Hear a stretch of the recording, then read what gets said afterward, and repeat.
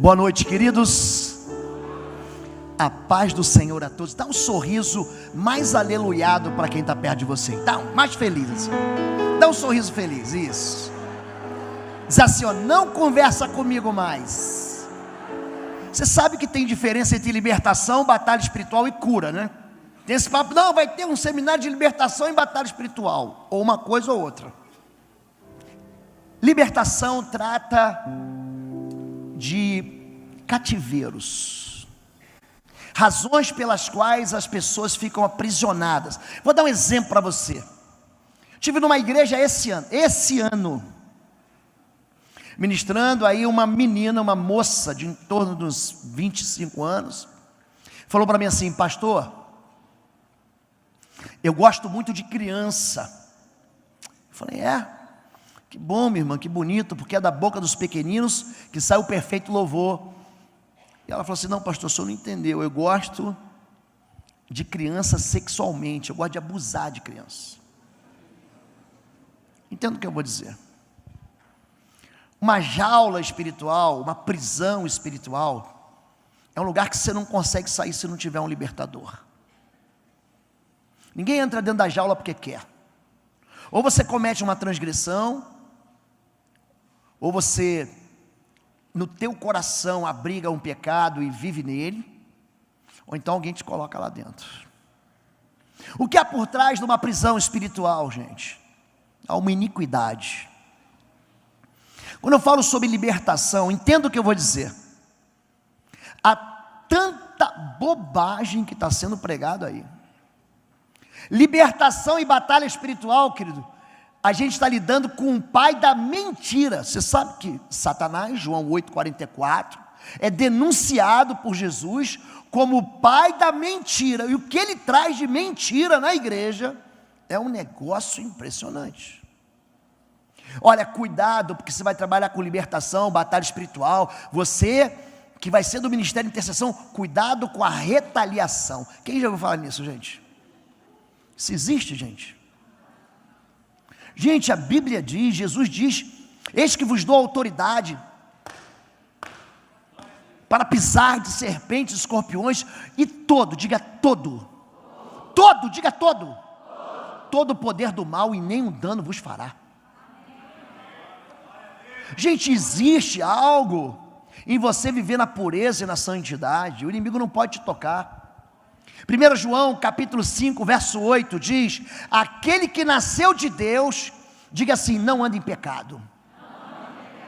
Deus o guarda e o maligno não lhe toca. Ah, pastor, por que o maligno não me tocou? Porque eu estou andando em pecado. Então não tem jeito, você vai trabalhar com libertação, você vai ter que viver assim, ó, com a tua guarda levantada a vida inteira. Agora, não caia na bobagem de aceitar qualquer tipo de valor ou teologia fora da Escritura Sagrada. Existe muito ensino que não passa pelo filtro da Escritura Sagrada, então fica nela. A batalha espiritual é outra coisa. Existem quadros na Bíblia, por exemplo, em Lucas capítulo 13, conta a história de uma mulher encurvada. Há 18 anos que Satanás mantinha ela presa. Jesus chama ela e diz, mulher, está livre da tua enfermidade. Ela se levanta. Repara que na Bíblia, repare nisso na Bíblia. Os espíritos mais resistentes são aqueles que nós lidamos muito bem com eles.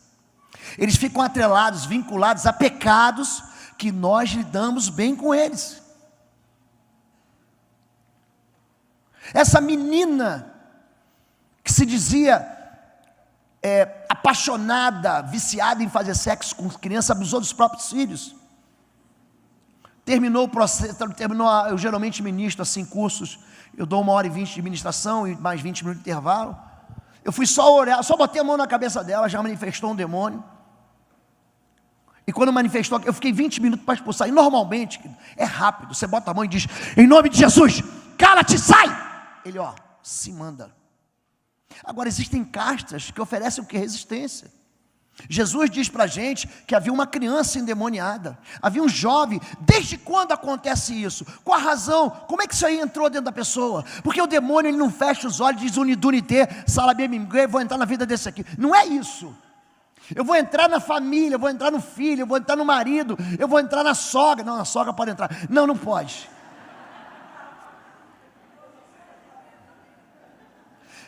Ele precisa de pecado. Entenda o que eu vou dizer. O espírito imundo precisa de sujeira. Ele habita na imundície. Aquela moça, ela foi sistematicamente abusada pelo seu pai, desde os 7 anos de idade, a ponto de crescer e se apaixonar pelo pai. Você acredita nisso? Mas um dia trouxeram ela para a igreja, levantou a mão, aceitou Jesus. Agora está tudo bem. Querido, não está. Eu digo com certeza que os pastores da igreja, 50% dos homens que estão aqui, 50% dos homens que estão aqui hoje, são viciados em algum grau em pornografia. Estou mentindo, pastores? Estou mentindo? Não, mas eu aceitei Jesus, pastor. Por que que a vida da pessoa fica aprisionada? Essa mulher de Lucas 13 está há 18 anos indo na igreja e está lá encurvada. Houve batalha espiritual? Não houve. Jesus estendeu a mão, ela se endireitou e glorificava o Senhor. E tem a turma que diz: olha, nessa igreja aqui não. No sábado não pode curar. Nossa igreja aqui não tem ministério de libertação. Não pode fazer isso. Procura outro ministério. Aí Jesus diz: qual de vós que tem um boi que no sábado tem sede, você não solta, não liberta ele para beber água? Quanto mais essa filha de Abraão, a qual 18 anos Satanás mantinha na presa. É gente que está preso dentro de pecado e iniquidade. Você fala assim: não, sujeitam sem vergonha. Olha para mim, querido. Você acha que ele é sem vergonha? Você acha que essa moça é sem vergonha? Não é não. Nós vivemos em um ambiente de pessoas feridas. Nós vivemos num ambiente de pessoas machucadas. Nós vivemos aqui com gente que diz assim: pastor, eu não consigo sair desse pecado, eu não consigo sair dessa dívida, eu não consigo. O não já está dentro do altar do coração dele há muito tempo. O ministério de cura é uma outra coisa. Ele trata dessas feridas. É Tiago capítulo 5. Está alguém doente, porque se você está feliz, você canta louvores, e se você está triste, você ora, mas se você está doente, chame os pastores, chame os presbíteros, eles orarão, ungirão com óleo. Se tiver pecado, vai ser perdoado. Se estiver enfermo, ele vai levantar. A oração da fé pode muito em seus efeitos. O que ele está falando? Ele está falando que Elias era sujeito às mesmas paixões que nós. Ele orou, o céu fechou por 3 anos e meio, mas depois ele orou de novo. Queridos, a água veio e sarou a terra. Existe uma promessa de Deus de sarar a tua casa, sarar a tua terra. Deus não brinca com isso. Se o meu povo, que se chama pelo meu nome, segundo Crônicas 7,14, todo mundo conhece, se humilhar, orar, buscar a minha face e se desviar dos seus maus caminhos, então eu virei do céu, perdoarei seus pecados e sararei a sua terra. Por que que nós entramos dentro desse calabouço? Por que que as nossas famílias estão aprisionadas? Pode passar, querido. Pode passar. Pode passar? Esse é um curso que a gente vai dar. Vou falar a chave para uma família livre, autoridade espiritual. Pode passar. O dono da casa fará saber ao sacerdote, dizendo: parece-me que há como que praga na minha casa. Sabe, pastor, quando a pessoa fala: tem uma coisa errada na minha casa, pastor. O problema é da casa. O sacerdote ordenará que esvazie a casa antes que venha para examinar a praga, para que não seja contaminado tudo que está na casa. Depois virá o sacerdote para examinar a casa. Levítico 14 fala de exame, fala de sondagem, fala de investigação, fala de diagnóstico. Quando uma criança está com febre, a febre é boa ou é má, gente? Hein? Boa, porque ela denuncia um estado de infecção.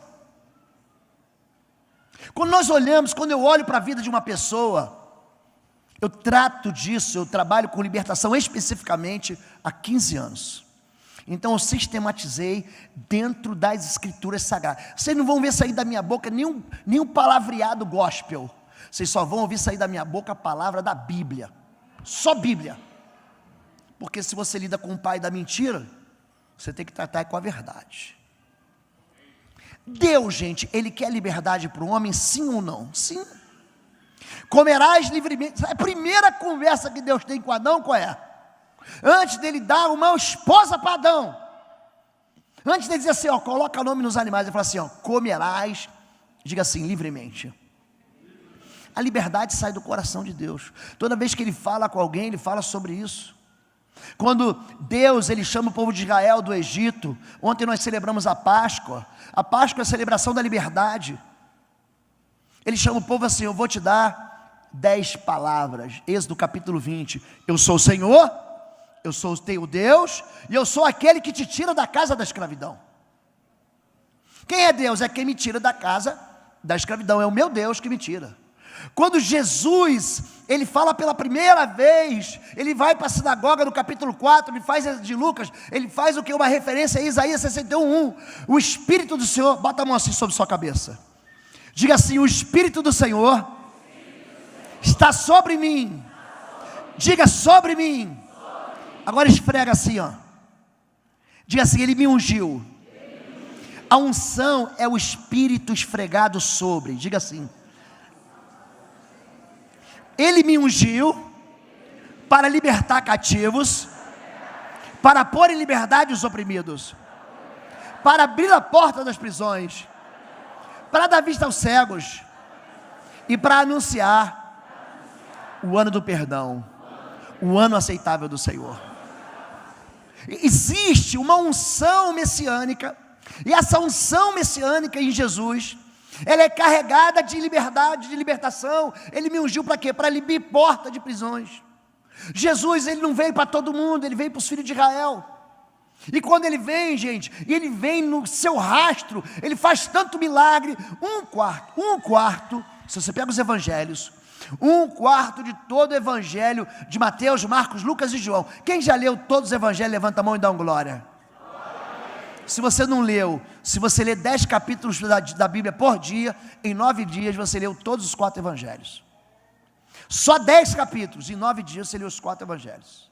Se você continuar insistindo nisso e ler 10 dias durante 100 dias, ou seja, de hoje, dia 2 é hoje, até o dia 15 de julho, final da Copa, você leu a Bíblia inteira, sabia disso? Você lê a Bíblia em 100 dias, se você ler 10 capítulos por dia. 100 dias você lê ela toda. Quando se fala de verdade e mentira, porque é a verdade que liberta, tem muita gente que trabalha com libertação, assim, que o nome que se diz é maniqueísta. Maniqueu era um sujeito que achava que Deus era uma potência, o diabo era outra potência, que viviam em conflito. Isso não é nada, isso não tem nada de bíblico. Não, tinha um programa, o pessoal do tempo do Anderson Silva gostava mais, hoje parece que está esquecido, que era o tal do UFC. Lembra do UFC, do MMA? Aquele espécie de vale tudo? Aí tinha um sujeito que ficava assim no meio do ringue e falava assim, não! Lembra disso? Isaime! E aí de um lado está os pais, do outro lado está não sei quem, e está o quebra-ossos com não sei quem. Então parece que Deus está do lado do ringue e o diabo está do outro lado, como se fossem dois poderes opostos, se ele estivesse no meio. Olha para mim, isso é uma bobagem, isso é ridículo. Se você pegar Isaías capítulo 40, você vai ver o tamanho do teu Deus. Ele mede o universo a palmos, Ele estende as estrelas como quem abre a cortina da própria casa, Ele mede a água do mar nas conchas da sua mão, todos os oceanos, Ele pesa na balança, os montes da terra, numa balança de precisão. Deus é criador, o diabo, gente, é criatura. Então tem muita gente com medo do diabo. Querido, Colossenses capítulo 2, verso 15 diz o seguinte: tendo despojado principados e potestades, os expôs à vergonha, à derrota, triunfando sobre deles da cruz. Gente, não é que Jesus deu um murro em Satanás e ele beijou a lona e está lá cambaleando. Ele foi jogado para fora do campeonato, acabou para ele. Ele triunfou na cruz de um jeito tal que Jesus triunfou, que Satanás não pode nem mais reagir. Quando você se posiciona como filho de Deus, você tem que entender que você recebe a autoridade de Deus. E nós temos um problema na igreja de crente, porque a gente não sabe quem a gente é. Não sabe. Eu pergunto assim, é a primeira coisa, eu faço muito gabinete, mas muito gabinete. No ano de 2016, eu atendi mais de 1000 pessoas no gabinete. Em 2017 eu comecei a viajar para ensinar as igrejas, mas de 2016, 1000 pessoas. A primeira pergunta que eu faço é a seguinte: quem é Deus para você? Sabe qual é a resposta mais comum? Deus é tudo, pastor. Não, Deus não é tudo. Deus não é púlpito de vidro, Deus não é livro, Deus não é caixa de som, Deus não é sapato. Quem é Deus para você? Os mais espirituais dizem assim: Deus, pastor, é o El Shaddai, é o Todo-Poderoso. O Deus é o Deus da minha provisão. O Jeová Jireh é o Deus da minha vitória. Jeová Nissi é a minha bandeira. Deus é o Deus Algibar, o Deus forte. Mas eles nunca dizem para mim: Deus é meu Pai.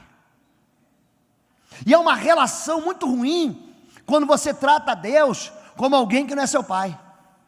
Jesus, ele fala o seguinte para a gente, o tempo todo: eu e meu Pai somos um, tudo que pedires ao meu Pai em meu nome Ele vai dar. Aquele que eu revelo o Pai revela o Filho revela quem quiser. Existe uma relação de Pai nosso que está no céu. Ora sim, o apóstolo Paulo escreve aos Gálatas capítulo 4 verso 6 e diz: porque sois filhos, diga, sois filhos. Então Deus enviou ao vosso coração o Espírito do seu Filho, para que você diga: ah, papai, papai. Mas o povo não entende isso, não sabe qual é a sua identidade. É interessante que Lucas capítulo 15 conta a história de 2 filhos e um pai. É a história do filho pródigo, todo mundo conhece isso. Vamos examinar a causa da praga dentro de casa, pastor. Um pai está em casa e tem 2 filhos. A parábola, ela diz o seguinte, que o filho mais novo sai de casa, pedindo os bens que ele tem direito, e vai embora achando que o dinheiro vai resolver. Então ele vai para longe. Mas aí ele desperdiça o dinheiro. Sabe a história? Pai rico, filho nobre, neto pobre. Ele não tem inteligência financeira, não sabe investir, gasta tudo. Aí ele tem fome. Sabe quando é que o desviado volta para casa? Quando ele está faminto. Ele fala: estou na miséria, estou na bancarrota, estou falido. Aí ele vem buscar Deus. Ele fala assim: vou voltar para minha casa, lá até os trabalhadores têm um prato de comida. Ele chega em casa, sabe o que esse menino fala para o pai? Não sou digno de ser chamado teu filho, trata-me como um dos teus empregados. Já viu gente que está na igreja que não é filho, é empregado? Tem gente na igreja que não consegue sentar para adorar a Deus num culto. Ele é o primeiro a chegar, ele é o último a sair, ele limpa, ele varre, ele arruma, ele ajeita, ele faz tudo, mas não tem tempo para orar, não tem tempo para ler a Bíblia, ele não tem tempo para ter intimidade com o Pai. Queridos, Deus, escuta essa aí, é a pessoa mais empolgante que existe. Mas ele não consegue ter intimidade com o Pai, ele nunca chega no trono, porque ele é empregado. Ah, não vou pedir. Eu não vou pedir, porque Deus está preocupado lá com a guerra na Síria, resolvendo a questão atômica com o Irã, com a Coreia do Norte. Deus está preocupado com o Donald Trump, que agora está pensando em fazer bobagem. Deus está preocupado com o STF, que vai votar amanhã, se o Lula vai ser ou não solto ou preso em segunda instância. Ou seja, ele é sempre um empregado. Ele não tem intimidade. Ele não chama Deus de pai. Ele não conhece o pai dele. Ele é um órfão. Já viu gente órfã? Gente órfã é gente que tem uma dor emocional de não ter um pai. E se ele não tem pai, ele não tem direção, não tem identidade, ele não tem proteção, ele não se sente seguro, ele não termina as coisas, ele não começa um curso e não acaba. Ele é alguém que vive manipulando o sentimento dos outros, ele quer conquistar todo mundo.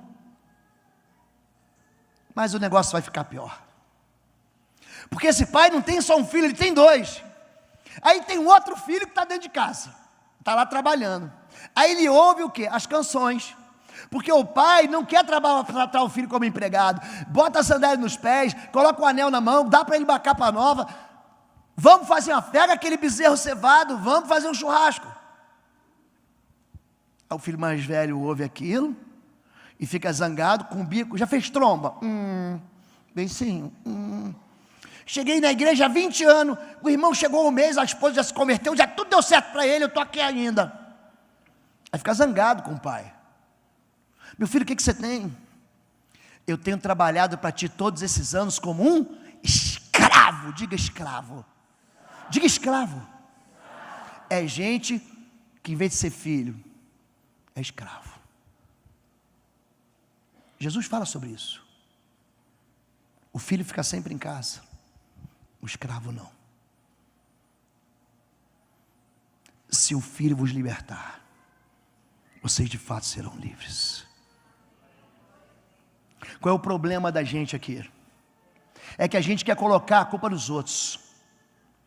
O texto de Levítico 14 conta a história de um pai de família, o dono da casa, a dona da casa, que vem assim e fala assim: eu tenho um problema na minha casa, parece que tem praga ali dentro. Pastor, por que meu filho é homossexual? Quem aqui sabe lidar com homossexual? O homossexual entra aqui e fala assim: pastor, eu quero ajuda. Porque tem homossexual que não quer ajuda, ele está vivendo, ele está de bem. Agora tem aquele que fala assim: pastor, eu quero socorro. Quem sabe lidar com um viciado em crack, em cocaína, em cachaça, viciado em jogo, viciado em apostar ou investir na bolsa debaixo de risco? O vício, ele tem um só fundamento. O problema não é a cachaça, nem o baralho. O problema não é o cigarro, nem o crack, é outra coisa. Existe algo por trás, que é a razão da praga. Por que uma pessoa tem uma vida sexual pervertida? Pastor, eu amo a minha mulher, mas não consigo deixar de trair ela. Você já recebeu gente assim? Recebe, eu recebo gente assim no gabinete. Pastor, eu sei que é errado, mas eu não consigo me libertar da pornografia, da masturbação compulsiva. Pastor, daqui para cima eu sou homem, daqui para baixo eu sou mulher, me socorre. Eu sou homem, pastor, mas entra alguém na igreja, eu tenho uma tendência homossexual. Você já ouviu isso? Isso é comum, gente. Eu estive pregando agora numa igreja, o pastor falou assim: Lobo, eu fui fazer aqui a bobagem de fazer um levantamento, uma pesquisa, e descobri que entre 15% e 20% da minha igreja ou já teve algum contato homossexual, ou já sofreu um abuso homossexual, ou já tem tendência homossexual, ou já viveu homossexualmente, ou está com esperança de viver nessa vida. Como é que você vai rezar? Ah, um homossexual vai para o inferno. É a única resposta que a igreja tem, é essa. Vou fazer uma pergunta para você aqui. Por acaso o heterossexual vai para o céu porque é heterossexual? Por que nós herdamos o céu, gente? Por causa do sangue do Cordeiro da Páscoa.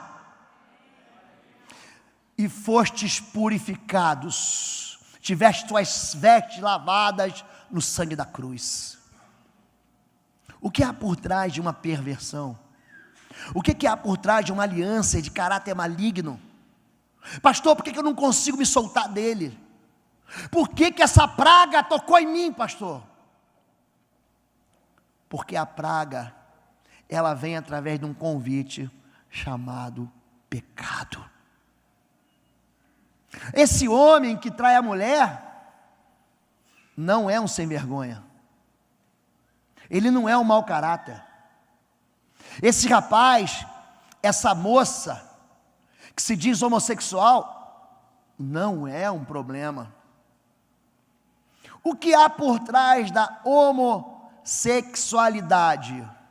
Ah, pastor, eu nasci assim, Deus me fez assim. Opa, não é isso não.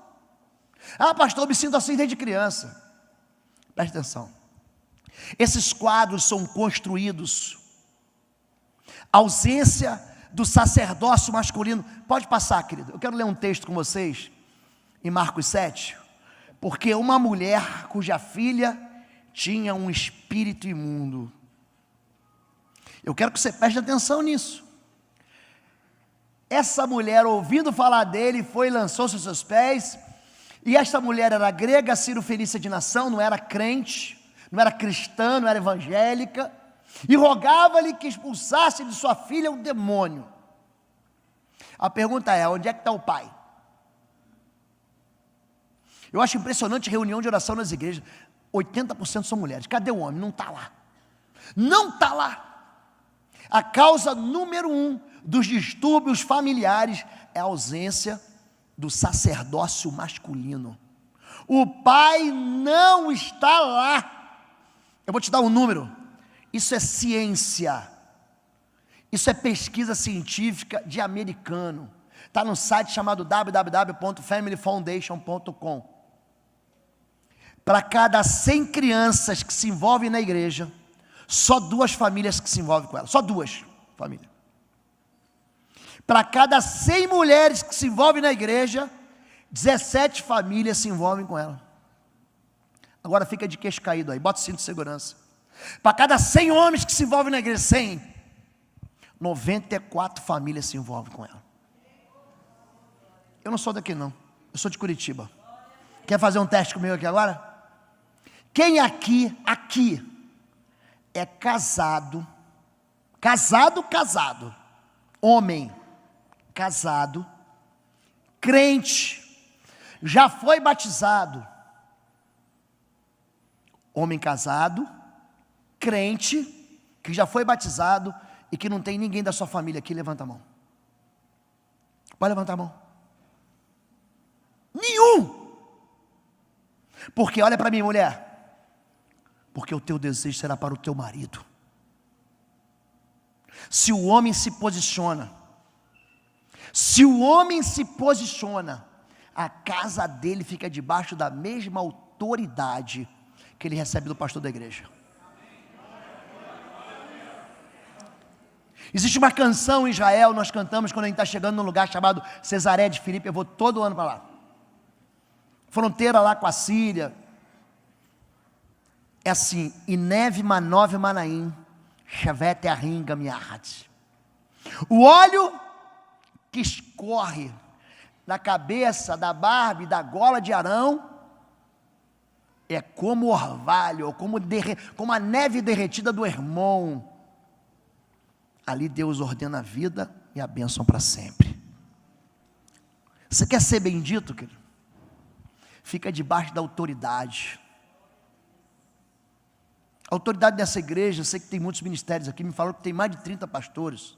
É uma igreja imensa, mas só tem uma autoridade aqui. Pastor Salmo é autoridade nesse local. Deus fala com todo mundo. Números 21, Deus diz: quando eu levantar profeta em Israel, através de sonhos e visões falarei com ele. E fala, Deus falou comigo hoje à tarde, em sonho. Fique em pé, por favor, pastor. Só pode virar para lá.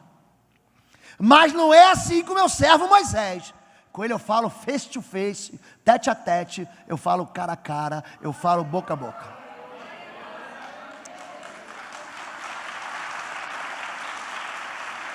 Qual é o problema? O problema é a rebelião. A rebelião atrai espírito de morte. Pastor, para com isso. Rebelião, querido, é como a feitiçaria. Lembra de Saul?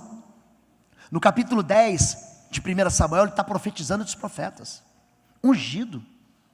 No capítulo 22, ele está se matando. O que acontece? Sabe o que é uma feitiçaria?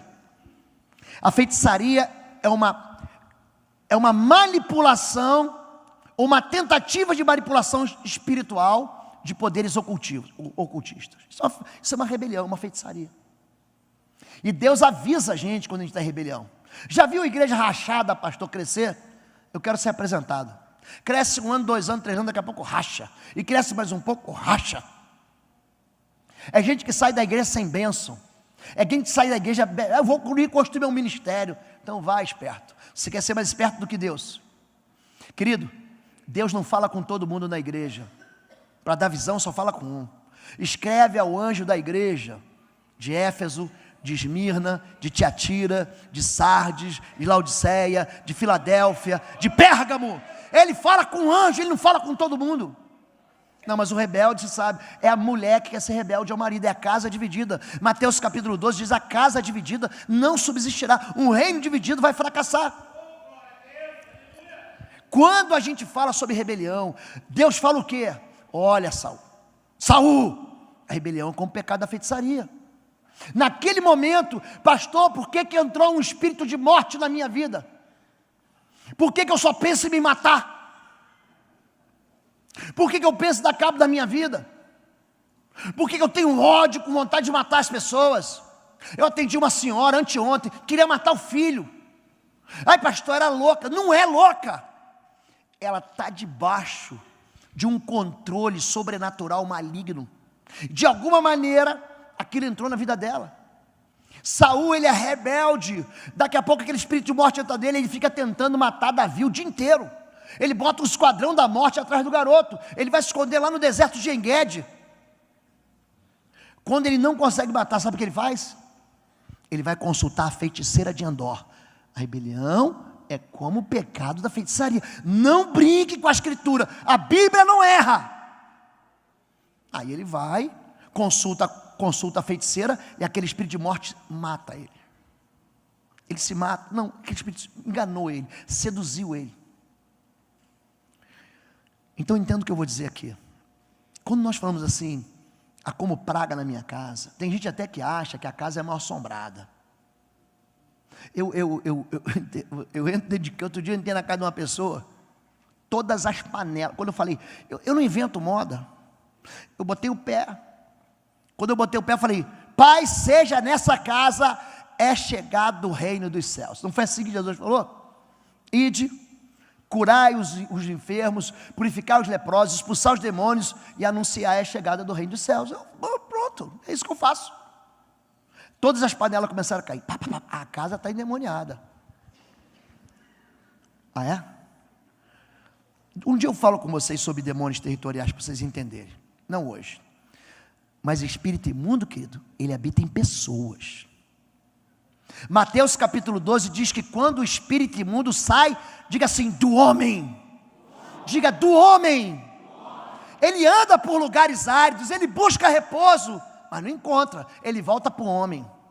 Voltarei para minha antiga casa, encontrando ela limpa, vazia, adornada. Ele fez, opa, ele traz outros 7 piores. O final dele é pior do que o início. Já viu gente que vem para a igreja, fica um tempo e depois fala assim, ele se desvia de um jeito que ele fica pior. Curitiba é terra de lava-jato. Eu vou sempre lá, de vez em quando eu estou indo lá nas prisões, distribuir o Novo Testamento. Aí vou distribuindo e tal, o pessoal, pastor. Aí eu chego no pessoal que está dentro, aqueles bandidos mais cruéis, que nem os bandidos cruéis não aguentam ele. Então eles ficam segregados, ficam separados assim, nas solitárias. Eu chego lá e digo, paz do Senhor, é chegado o reino dos céus. Normalmente tem um que me xinga, mas me xinga cada palavrão que eu nunca ouvi falar. Ele deve ter lido no manual aquilo ali. Falei, eu só vim orar com vocês, distribuir o Novo Testamento. Aí outro, pode orar, pastor, ora por mim, eu preciso sair daqui, eu não aguento mais isso aqui. Vou cantar a canção. Estou dentro da solitária, hein? Solta o cabo da nau. Não é essa música? Toma os remos nas mãos e navega com fé em Jesus.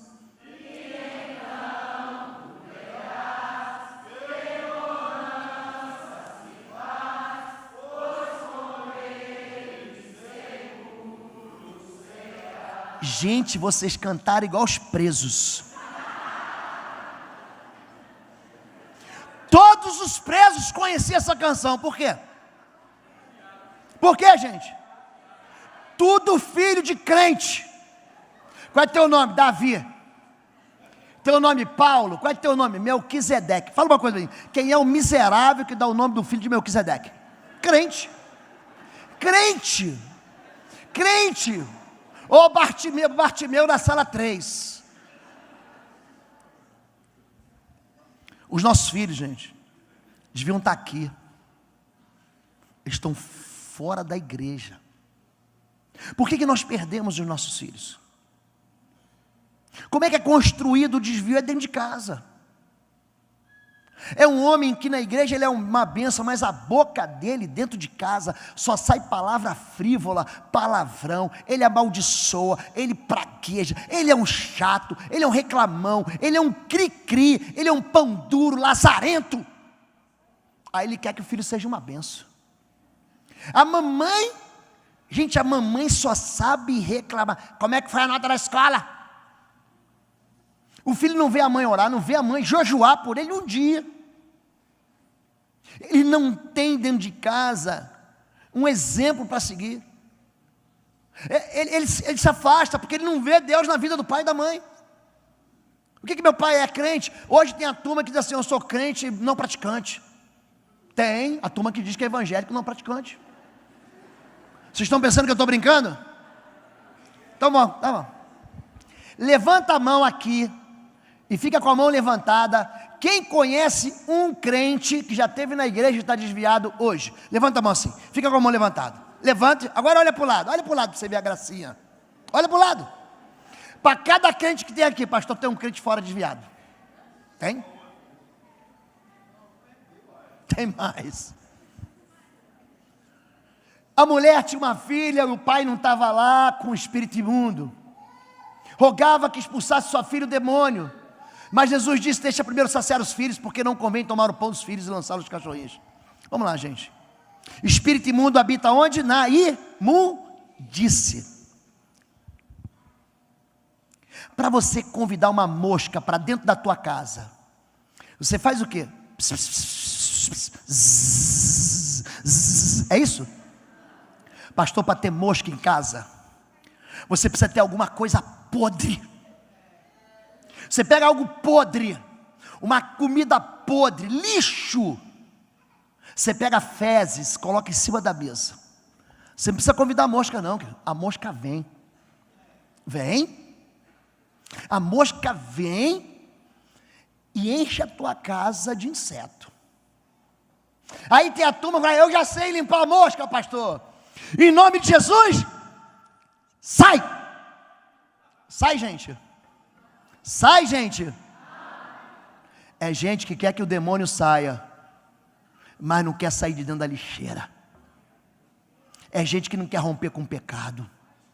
É gente que sabe que está vivendo a iniquidade. Aí vem aqui para o pastor, pastor, faz uma oração para quebrar a maldição. Não vai quebrar nunca. Nunca. Porque você continua vivendo um casamento amaziado.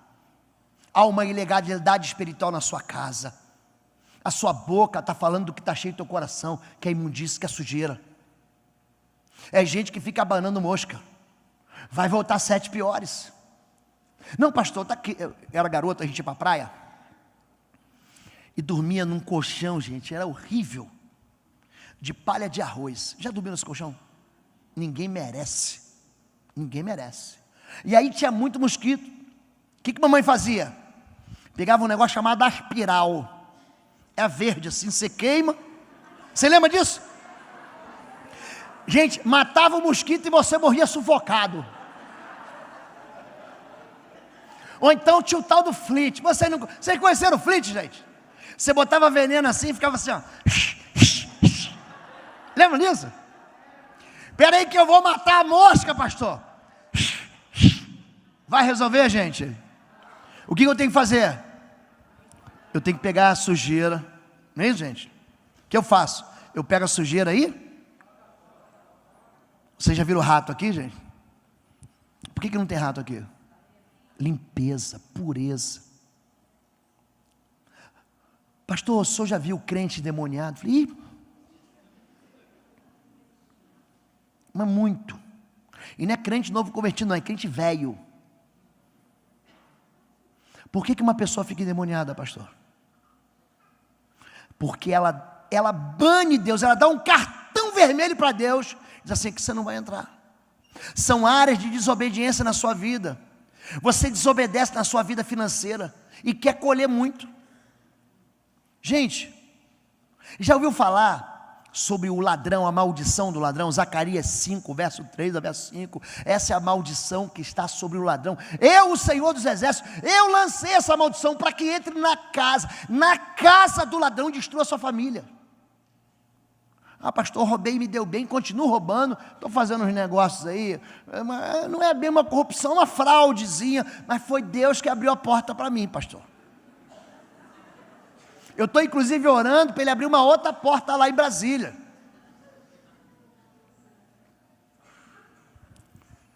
Existe maldição sobre roubo? Existe. Todo mundo conhece Malaquias 3,10, mas quase ninguém conhece Malaquias 3,8.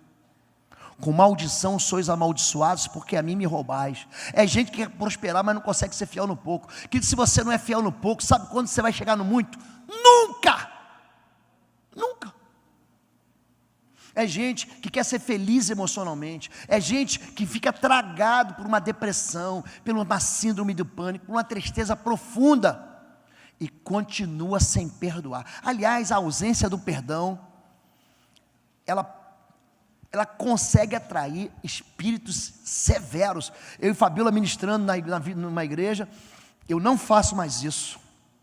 Eu vinha ministrar o fim de semana e chegava 2 dias antes para ministrar. O povo quiser ministração de libertação, separa aí. O pastor separava 8 por dia para mim, 8 para a Fabiola. Aí, de vez em quando tinha uns quebra-pau, tranquilo, de repente, Fabiola com as pastoras, eu com os pastores, eu ensinando a fazer atendimento de libertação, o pau começou a quebrar. Quando eu cheguei lá, uma senhora enorme, quebrando tudo, e ninguém segurava. Tem casta que é assim, gente. Quando Deus, ele dá para Moisés a autoridade, ele fala o seguinte, Êxodo capítulo 7, verso 1, eis que vos dou a minha autoridade, é dada a autoridade. Eu te dou minha autoridade, e tu serás como um Deus para Faraó, e Arão será o teu profeta. Pensa um sujeito que recebeu a autoridade de Deus, e ele chega lá, assim diz o Senhor, deixa o meu povo ir. O Faraó diz, não deixo. Tem espírito imundo que fala, não saio. O vínculo ali, gente, é um vínculo de pecado estabelecido, e que a pessoa não quer se libertar do pecado. Por quê? Porque ela ama o pecado. É síndrome de Estocolmo espiritual. É gente que se apaixona pelo diabo. É gente que gosta do cão. Vai lá, termina esse namoro abusivo. Não, isso não. Pede qualquer coisa, pastor. Tira esse ídolo de dentro de casa. Não, isso é tradição familiar. Então fica aí com o cão, você, o diabo, e o carregue. Porque é gente que não quer romper com o pecado. É gente que não quer romper. Essa senhora, gente, eu sei que você teve uma vida boa. Essa senhora, quando ela tinha 7 anos, 9 anos, o pai dela começou a violentar ela. Você sabe o que é ser violentado pelo próprio pai que devia te proteger? Com 9 anos. Essa menina foi violentada pelo pai até os 13. Aí depois, o pai era viciado em cachaça e jogo, perdeu tudo, ficou com uma dívida, pediu dinheiro emprestado para o irmão dele, que era tio dela. Você me empresta? Não, eu te dou, mas você me dá tua filha para mim. O pai vendeu a filha, ela se tornou escrava sexual do tio. Ela estava brincando, pulando corda, rodando bombolê. O tio chegava a segurar, pastor, ele me pegava pelo cabelo e me levava para o mato e abusava de mim. Quando ela tinha 15 anos, ele começou a vender ela para os amigos. 20 reais aqui, pode transar com ela. 20 reais. Ela odeia homem, porque para ela o homem não presta. Porque ela viveu dentro de um lar tóxico. E aquele ambiente familiar, gente, entenda isso, querido. Se você não se esforçar para a tua casa ser uma casa de paz, escute, os teus filhos vão embora e não vão querer saber de Deus. Os teus filhos vão embora e só vão voltar no Natal. Os teus filhos vão embora e não vão ligar para você. Se você não se esforçar para transformar o teu ambiente familiar, num ambiente de bênção, numa casa de esperança, para que teus filhos vão ficar lá? A moça ficava terrivelmente endemoniada quando a gente chegava na parte da libertação, onde ela tinha que perdoar. Ela falava, eu não perdoo. Gente, eu dei mole. Então, pode soltar, em nome de Jesus, solta ela. Todo mundo segurando. Vem para cá. Amarrado, de joelho, amarra esse corpo. Aí amarrou. Aí estava pensando, gente, não precisa brigar, dá uma ordem, em nome de Jesus, sai. O demônio saiu. Saiu e entrou outro. E eu com a mão aqui ainda, gente, ela quase arrancou meu dedo com uma dentada. Se eu não sou o pastor ninja,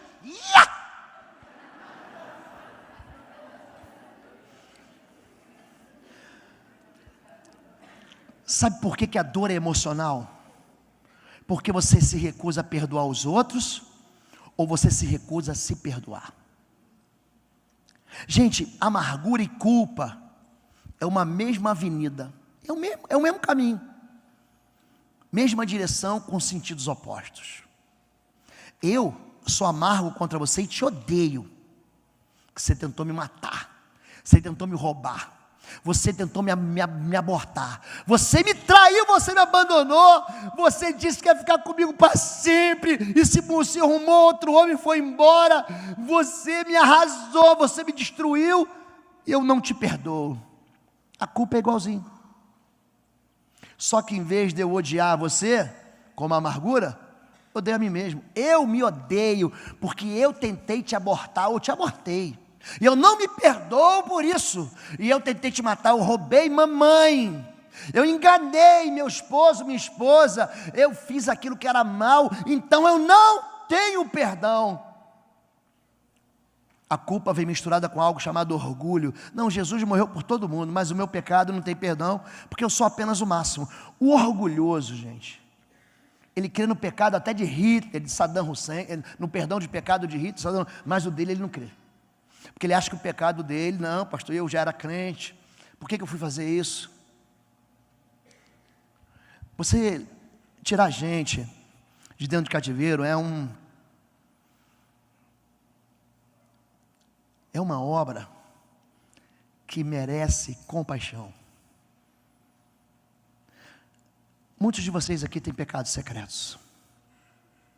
Muitos de vocês aqui têm esconderijos secretos. Tem lembranças de memórias amargas. Vocês sofreram esses abusos dentro de casa. E vocês repetem isso na vida dos seus filhos. E a gente se pega fazendo aquilo que a gente criticava o nosso pai que fazia. E você fala, pastor, e quando esse ciclo acaba? Quando Jesus, ele fala sobre autoridade, Marcos capítulo 1, verso 27, diz assim, com que autoridade ele faz essas coisas? Porque com autoridade ele ordena o espírito imundo e ele sai. Mais tarde vão perguntar, com que autoridade tu faz essas coisas? Como é que você expulsa os demônios? Ele fala, eu também vou te fazer uma pergunta. O batismo de João era do céu ou dos homens? Eles queriam saber de onde que vem a autoridade. Aprenda isso agora que você vai começar a usar isso hoje. A autoridade vem de autor. É a mesma raiz, é aquele que produz. A autoridade é dada, é delegada. Deus dá autoridade para Adão. Deus, ele não faz o mundo mal, faz o mundo perfeito, sem pecado. Cria o homem sem pecado, a mulher sem pecado.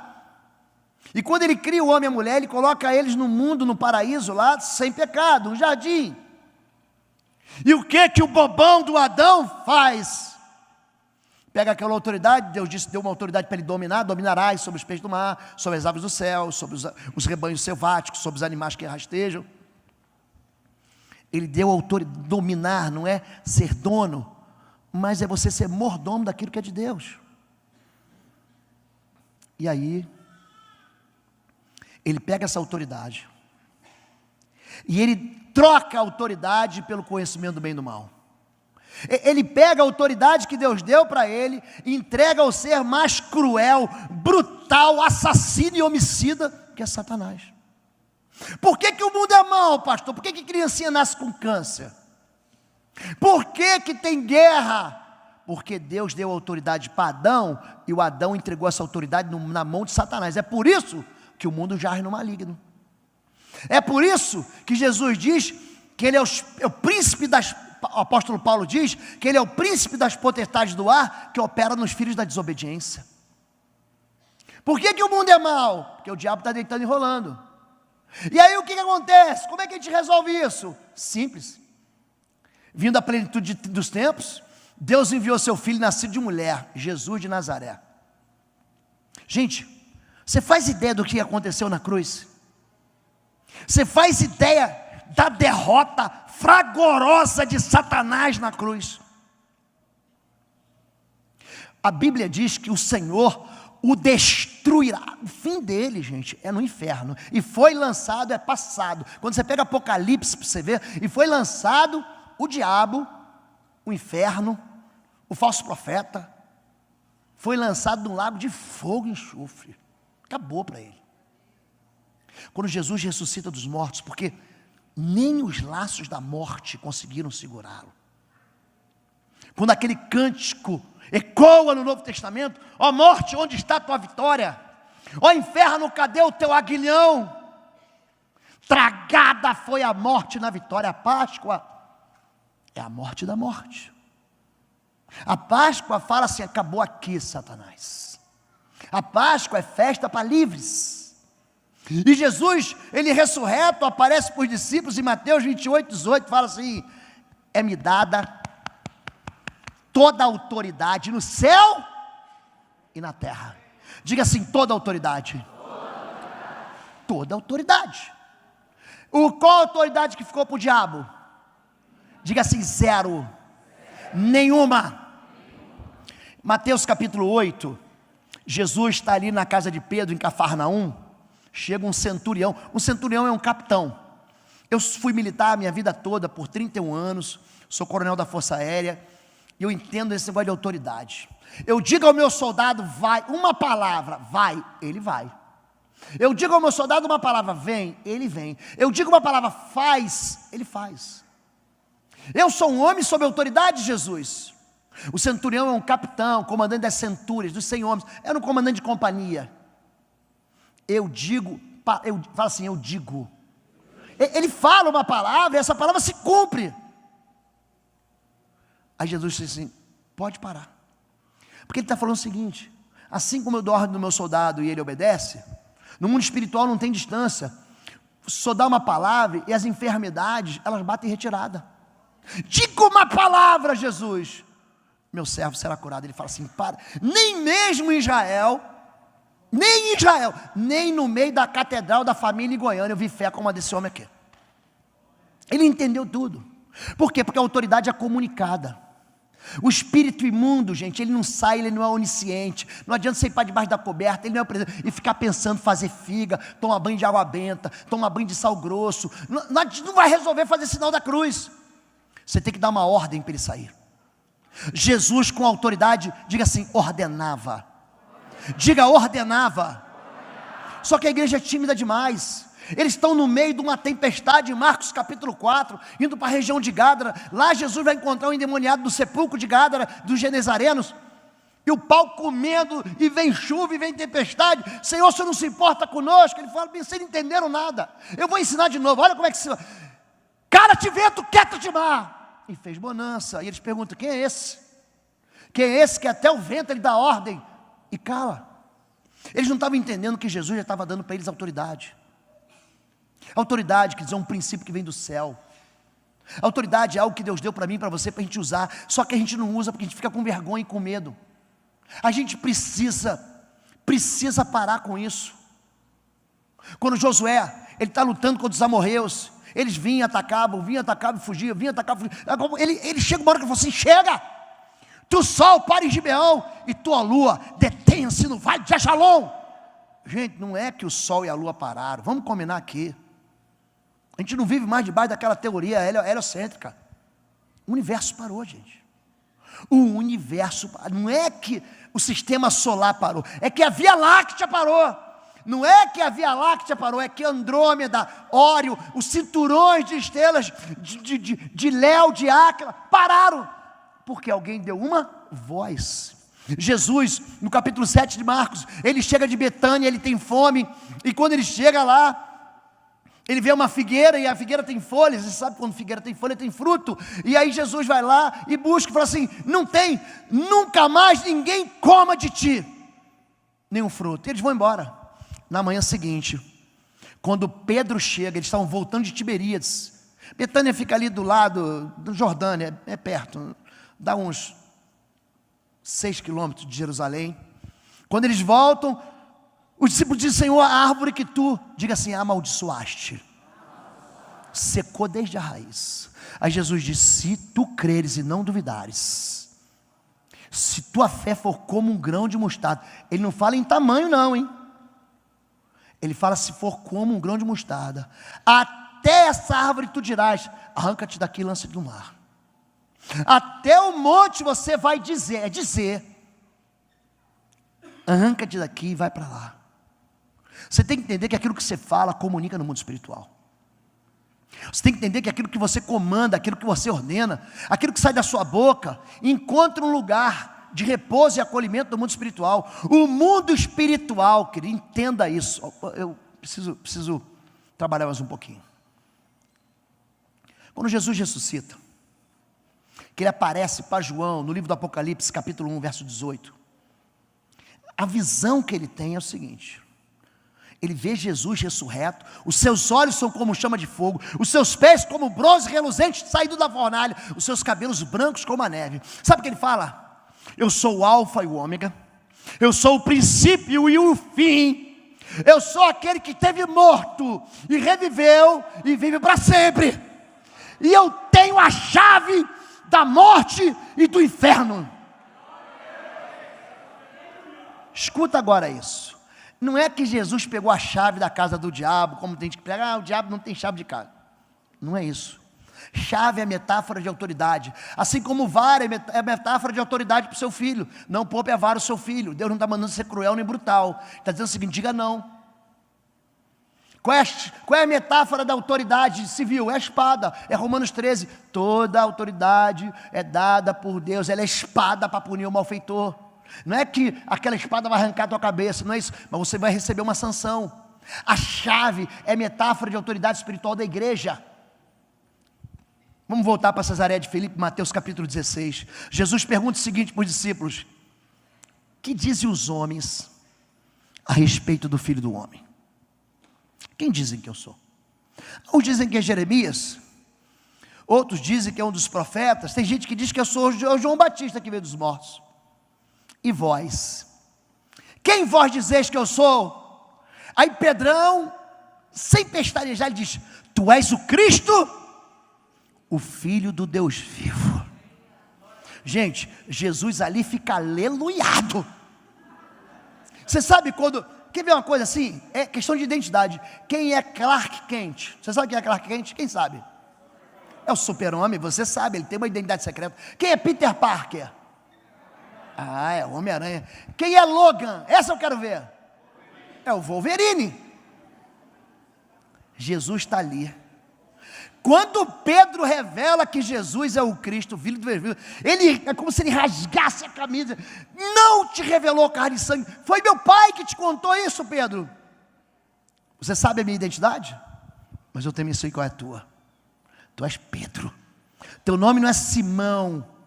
Teu nome é Pedro, teu nome não é Cana que vai do... Teu nome é Pedro. E sobre essa identidade, sobre essa rocha de que eu sou o Cristo, eu vou edificar uma igreja. Quem é a igreja aqui? Levanta a mão. E as portas do inferno não prevalecerão.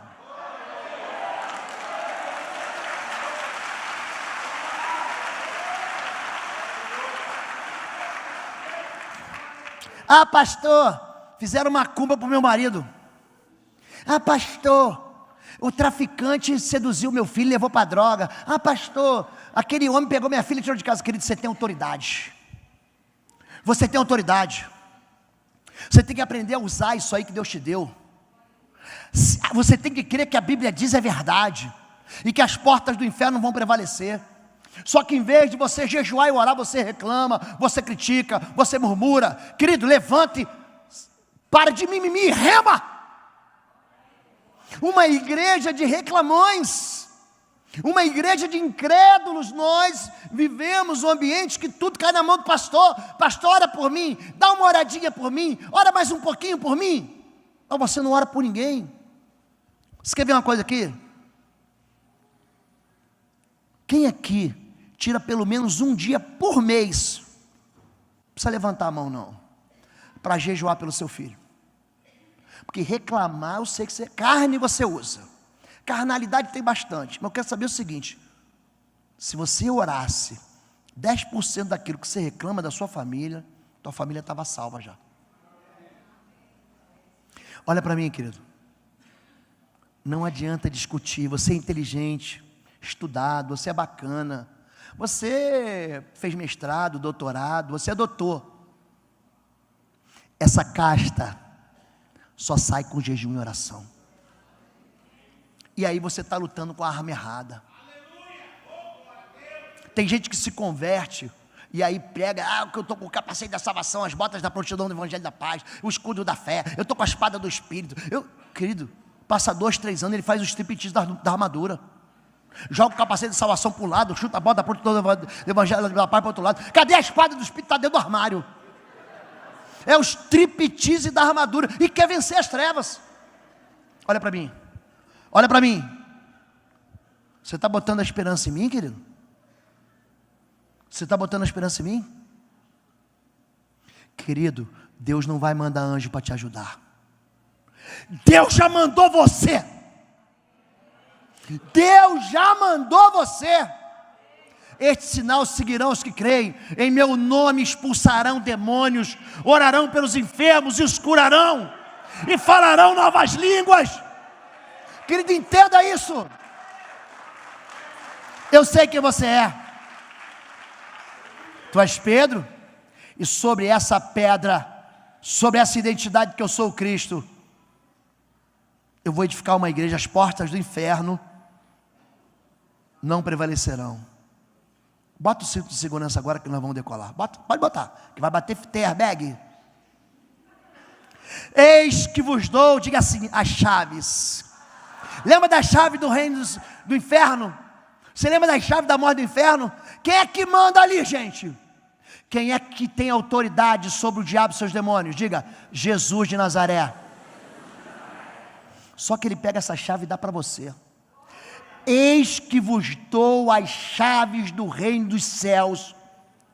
O que você liga na terra afeta o mundo espiritual, penetra no mundo espiritual, colide, atinge o mundo espiritual. O que você liga na terra é ligado no céu. O que você concorda na terra é concordado no céu. Não recue, querido. Voltaram os 70 felizes dizendo: Senhor, em teu nome até os demônios se submetem. Jesus disse: vocês não entenderam nada. Eu vi Satanás caindo no céu como raio. Não vos alegreis, porque os espíritos imundos se submetem a vós. Alegrai-vos primeiro, porque tendes uma identidade, tendes o vosso nome escrito no livro da vida. O mais importante, querido, é você ter uma identidade. O mais importante é você saber quem você é. O mais importante é você saber que toda a mentira e os apelidos que deram para você não são reais. Sabe quem você é? Você faz ideia de quem você é? Você é filho de Deus. Você é nascido de Deus. Você nasceu de novo em santidade e justiça. Você é sal da terra. Você é luz do mundo. Você é como cidade edificada sobre o monte. Você foi transportado do reino das trevas para o reino, filho amado de Deus. Você é mais do que vencedor. Você tem autoridade para expelir demônios, para curar enfermos. Tem a turma que diz assim: não, pastor, recebi o dom de expulsar demônios, joga isso fora. Isso não é dom, isso é sinal que segue a quem crê. Se você crê, você vai lá e diz em nome de Jesus: sai, e ele vai sair. Aprende a usar a autoridade que Deus te deu, querido. Aprende a praticar isso com fé. Tem pastor reclamando, tem líder reclamando, em vez de usar a autoridade. Aquele que crê em mim, obras maiores fará, porque eu vou para o Pai. Eu vou mandar para vocês o Espírito Santo, vai habitar em vocês. Gente, você é a casa do Espírito Santo. Porque se você não tem o Espírito Santo dentro de você, nem ressuscitar dos mortos você não vai ressuscitar na primeira ressurreição. Agora, se você tem o Espírito Santo que te salvou, esse mesmo Espírito Santo, ele te unge para libertar cativos, para pôr em liberdade os oprimidos e abrir as portas das prisões. Fica de pé em nome de Jesus. Levanta a sua mão agora, eu vou te ensinar algo. Eu vou te ensinar, levante sua mão. Feche seus olhos. Eu quero que você imagine, levante sua mão direita e feche seus olhos. Eu quero que você imagine que você está dentro da sua casa. Você consegue imaginar isso? Eu quero que você abra a porta da sua casa. Você que está vendo a gente pela internet, pode fazer isso na sua casa. Faz aí, só não vai fazer se você estiver dirigindo o carro, não solta a mão do volante. Mas olha que você está assistindo a gente aqui, levante sua mão direita. Imagina que você está abrindo a porta da sua casa, você entrou na sua casa, você fecha a porta e vai para a sua sala. Você está vendo aí a sua sala? Então vou te ensinar a usar a autoridade agora. Diga assim: em nome de Jesus de Nazaré, o Alfa e o Ômega, o princípio e o fim, o verbo da vida, em nome do Filho de Deus, Jesus Cristo, eu estabeleço a autoridade do Senhor nesta casa. Eu declaro que o sangue da cruz, o sangue do Cordeiro, está sobre os umbrais das portas da minha casa. Portanto, nenhum mal me tocará, nem praga nenhuma chegará na minha casa, porque eu e a minha casa serviremos ao Senhor. Eu repreendo, eu rejeito e eu expulso dessa casa todo espírito de enfermidade, de depressão, de loucura, de divisão, de guerra, de divórcio, de vício. Saia da minha casa, saia da minha família, saia da minha história. Eu levanto, diga com fé, eu levanto as muralhas de fogo do Senhor. Eu levanto as muralhas de defesa do Senhor em volta da minha casa, em volta da minha família. Nenhuma arma forjada das trevas vai nos tocar. Eu, em nome de Jesus, concordo aqui na terra que a minha família é família bendita do Senhor. Os meus filhos serão obedientes em honra, e eles multiplicarão ao oriente e ao ocidente, ao norte e ao sul. Eles serão como ramos da oliveira ao redor da mesa. Diga assim: nunca faltará, nunca faltará sobre a cabeça da minha descendência, sobre meus filhos, nunca faltará do óleo fresco que escorre do trono de Deus. Nunca faltará do orvalho do céu. O Senhor fartará a sua alma nos tempos de sequidão. Aponta aqui para o altar, pode apontar para o altar, aponta para cá. Profetiza agora. Aquele que pede, peça com fé, em nada duvidando, porque aquele que duvida é semelhante à onda do mar, que é levado de um lado para o outro. Não pense o tal que receberá do Senhor coisa alguma. Eu quero que você aponte para o altar. Se teu filho não está na igreja, escute. Se teu marido, se teu cônjuge, se tua esposa não está na igreja, se tua mãe, se tua família não está na igreja, aponte aqui pensando nela. Se você quer ter filho e não tem, bota a mão na sua barriga, no seu ventre e aponta para cá. Se você tem filhos distantes, bota a mão na sua barriga e com a outra mão aponta para cá. Você vai agora profetizar sobre teu filho. Olha para o altar, eu quero que você de olho aberto. Olha para cá. Eu quero que você veja a tua descendência aqui. Diga assim: em nome de Jesus, eu concordo aqui na terra que meu filho e minha descendência é herança do Senhor. É como flecha na mão do valente. Meus filhos habitarão na casa do Senhor por todos os dias da sua vida. Nunca faltará na minha descendência quem sirva ao Senhor no altar. Os meus filhos serão chamados de profetas, de pastores, de líderes da igreja. Os meus filhos serão missionários. Os meus filhos serão reconhecidos entre os povos como filho bendito do Senhor. Eu, em nome de Jesus, cancelo toda praga, toda palavra de maldição. Eu rejeito todo o trabalho do mal. Eu repreendo as trevas. Eu repreendo Satanás e seus demônios. Eu quebro aqui toda fortaleza, todo cativeiro. Está aniquilado. Está aniquilado. debaixo dos pés do Cordeiro de Deus, ao Senhor Jesus. Diga ao Senhor Jesus a honra, a glória, o domínio, a majestade e o poder pelos séculos dos séculos. Diz amém. Aleluia. Aleluia.